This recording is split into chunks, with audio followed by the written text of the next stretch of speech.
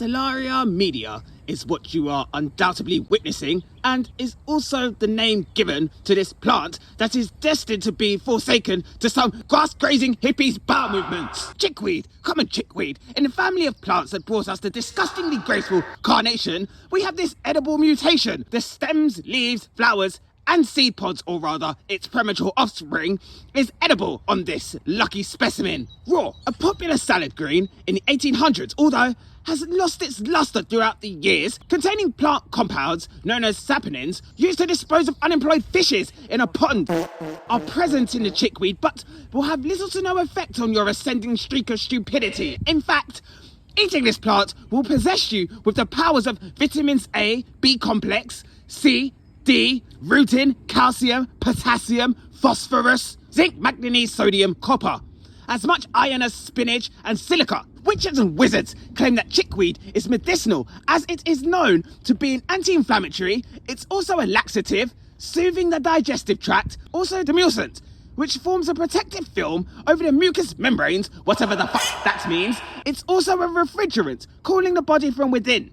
It can combat abscesses and itches. Although, be that as it may, please consult a health professional before becoming a wizard, Harry, and avoid this plant if pregnant or breast lactating. Consider the weed whatever the f that is meant to mean. It's a plant that is native to Eurasia, found in grasslands, gardens, or pretty much anywhere because the abundance is disgraceful of this specimen is what I'm referring to when I talk about overpopulation. With so many variations of this specimen, it's easy to not know what the f you are talking about with this one. To lower the statistics of you murdering yourself, family, friends, or dinner guests, let's go through the specifics. It's a hardly annual plant, meaning it's clingy for one growing season. Stems which have one strip of hairs down its length, like a Brazilian wax, or sometimes maybe even two strips of fine hairs. Hi, I'm Siri. Choose the voice you'd like me to use. Hi, I'm Siri. Choose the voice you'd like me to use. My mouth's round so I can suck up.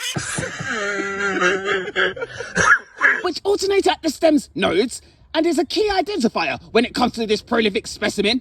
Hairless oval green leaves which are pointed at the tip and grow in opposites from one another.